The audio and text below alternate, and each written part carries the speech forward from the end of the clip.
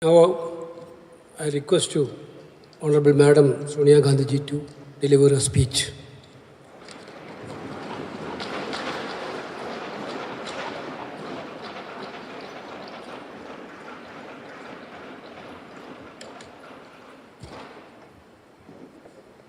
Congress President, Mallikarjun ji, Rahul, Venugopal ji, Pramod Tiwari ji, Gaurav Gogoi ji, K. Suresh ji, members of Parliament, friends. I am deeply conscious of the great responsibility all of you have placed on me yet again. Thank you. Let me, first of all, greet and congratulate all the newly elected Lok Sabha members of Parliament. You have fought a tough election under the most challenging of circumstances. You have surmounted many obstacles and campaigned so very effectively. Your success has given us a much greater presence in the Lok Sabha and a more effective voice in its proceeding, both of which will help give greater strength to our participation. The Indian National Congress has once again demonstrated its resilience. It was up against a mighty and malevolent machine that was doing its utmost to destroy us. It tried to cripple us financially. It carried out a campaign against us and our leaders that was full of lies and defamation. Many wrote our obituaries, but under the determined leadership of Kharge ji, we persevered. He is an inspiration to us all. His commitment to the party organization and its ideology is truly extraordinary, and we all have to learn from his example. The Bharat Jodo Yatra and the Bharat Jodo Nyaya Yatra were historic movements which rejuvenated our party at all levels. Rahul deserves special thanks for his tenacity and determination to fight on in the face of unprecedented personal and political attacks. He also shaped our narrative on guarantees and on the protection of the Constitution very sharply.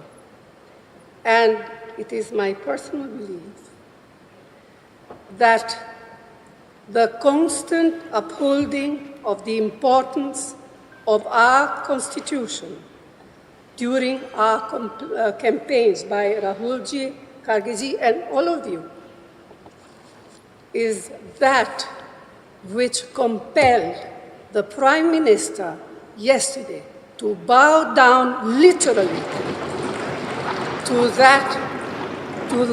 that which is for us a precious book, the Constitution, containing the Constitution of India. The CWC resolution passed yesterday has not earlier today, sorry, there's a mistake here, has also thanked all of you, all of our colleagues and workers across the country who worked, and they too worked very hard and so very diligently for our success. On your behalf, I wish to reiterate that sentiment strongly. Lakhs of workers in both rural and urban areas have stood by the party in the most difficult of times. We salute their courage and commitment. We owe them a debt of gratitude. Ours has also been a campaign where we have functioned truly as a collective. To those of our colleagues who contested the election but lost, I extend our full support and tell them that they fought valiantly and did our party proud. Our numbers in Parliament have increased significantly. Not only is the Indian National Congress a large contingent in the Lok Sabha, but we are bolstered by the strength of our India partners, some of whom have themselves come back impressively.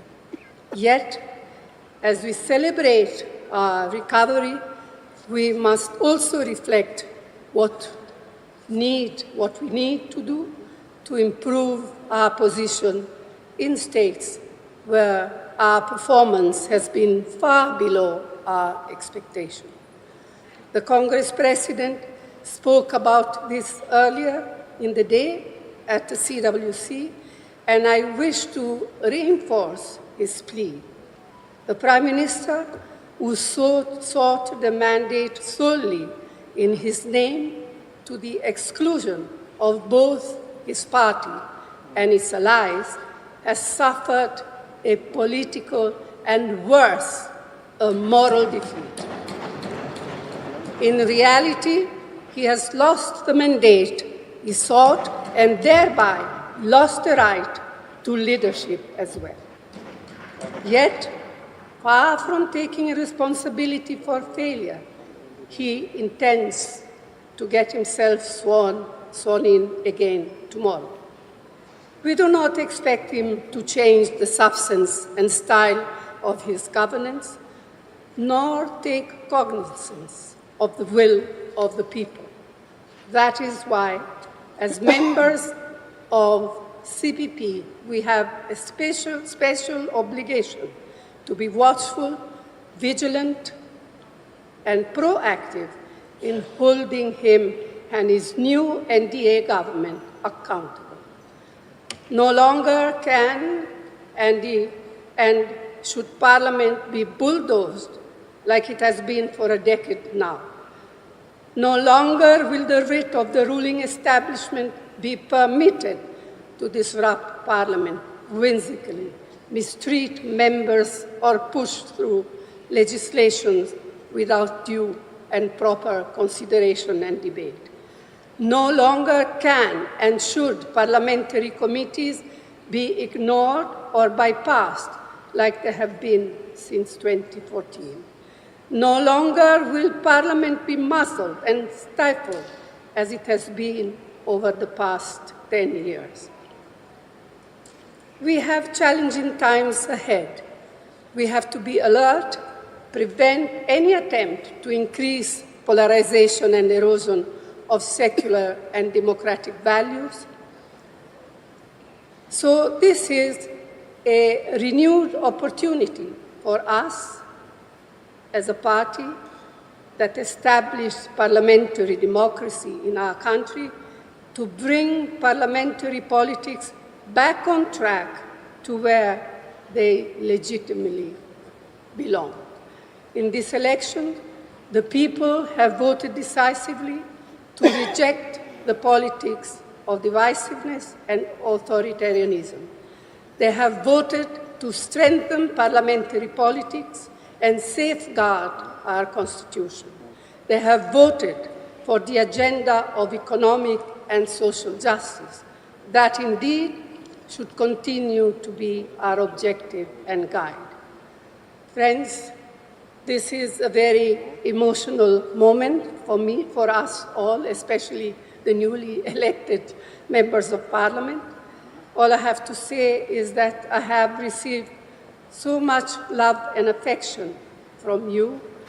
So let me close by the assurance to you all that I will do my best and more to fulfill the trust and confidence you have continued to place on me. Thank you. Jai Hind.